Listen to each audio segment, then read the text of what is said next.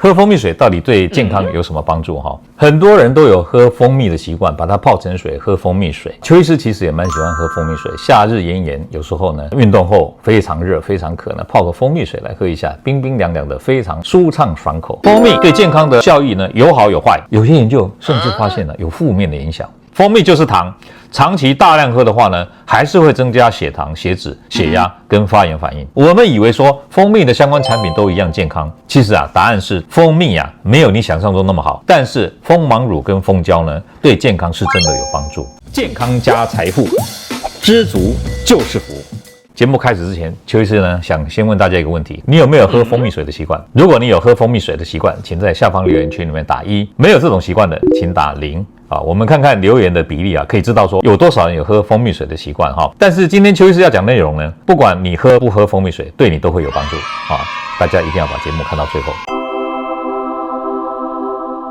記不記得幾年前台北市長選舉的時候，有一位候選人呢，在政見發表會上高歌一曲，同時呢，他說他都喝蜂蜜檸檬水，他宣稱說喝蜂蜜檸檬水可以治百病。人生短短幾個秋不醉不罷休，東邊我的美人西邊黃河流。當時大家真的是覺得這個人很新鮮還好他最後沒有當上市長，否則呢，他經常宣傳這個理念呢，很多人就會拿蜂蜜水來治百病。我非常擔心因為這樣把疾病都耽誤了首先呢，我們來看一個系統回顧。系統回顧是邱醫師最喜歡的醫學論文因為這種論文證據力是最強的分析以往發表的幾十篇甚至上百篇的醫學文獻，然後加以統合分析整理，給我們一個結論。通常這種結論呢，非常適合我們在日常生活當中當做一個參考。今天這一篇系統回顧呢，是2025年發表在《營養與糖尿病醫學期刊》上面的一個論文。它的題目是蜂蜜及其衍生物對心血管代謝結局影響的劑量探索，一大堆反正就是探討蜂蜜跟它的衍生物對健康的好處啦重點有幾個。第一個，這個統合分析總共納入了69個隨機對照的研究這麼多篇研究幫我們都讀好了，收納了3544個人，分析3種跟蜂蜜有關的產品，不是只有談蜂蜜還談了蜂王乳跟蜂膠而且呢還做了劑量分析以及證據力的評估。結論告訴我們說，不要把蜂蜜相關的產品當成同一種東西，應該要分開來談。蜂蜜對健康的效益呢有好有壞，有些研究甚至發現有負面的影響。少量的蜂蜜如果每天10公克，就是不到1湯匙，大概只有半湯匙的蜂蜜，的確是可以降低HbA1c 就是過去3個月的這個血糖指標了因為蜂蜜當中呢95%都是糖分，就是果糖跟葡萄糖。蜂蜜就是糖，長期大量喝的話呢，還是會增加血糖、血脂、血壓跟發炎反應。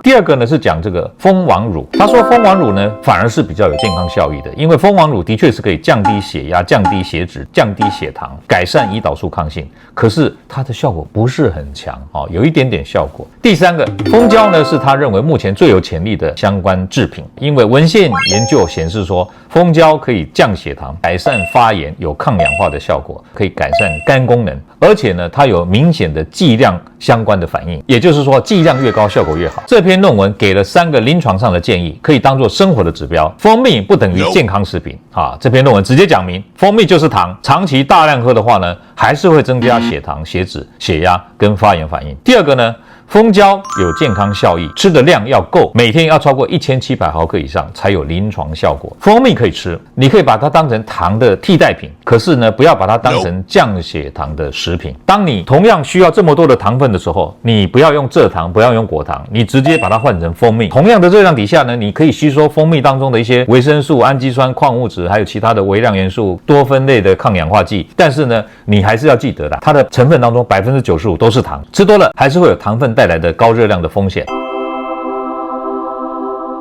所以呢，建議每天不要超過半湯匙，也就是不要超過10公克有代謝疾病的人還是要小心，喝蜂蜜水长期下來呢，還是會使你的空腹血糖上升。所以呢，糖尿病、高血脂、代謝症候群的人不建議隨便吃蜂蜜來養生蜂蜜的相關製品當中呢，最有潛力的其實還是蜂膠啦。但是蜂膠對健康的好處呢，必須要每天吃超過1700毫克以上。然而呢，市售的產品蜂膠的成分呢，其實品質跟成分都沒有很穩定，所以你要慎選。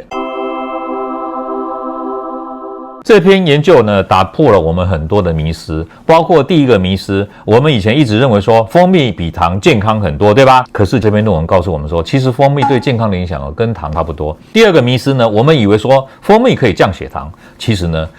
我以前也認為是不太可能，蜂蜜就是糖，怎麼可能降血糖？那這篇論文還給我們一點安慰啦，他說小劑量的蜂蜜呢，可能有一點效果啦，但是大多數的情況反而是血糖上升。第三個迷思我們以為天然的食品就可以愛吃多少吃多少其實真相是使用錯劑量反而產生了反效果了。第四個迷思我們以為說蜂蜜的相關產品都一樣健康，其實答案是蜂蜜沒有你想象中那麼好，但是蜂王乳跟蜂膠呢，對健康是真的有幫助。好，希望今天分享內容對你有所幫助，歡迎大家訂閱邱醫師的頻道，按讚分享，打開小鈴鐺，獲取最新的訊息。我們下回再見嘍，拜拜。各位朋友，如果你喜歡我們今天所講的，請在下面按個讚。如果你對我們的內容感到興趣，想要獲得最新的訊息，請按訂閱。下回見。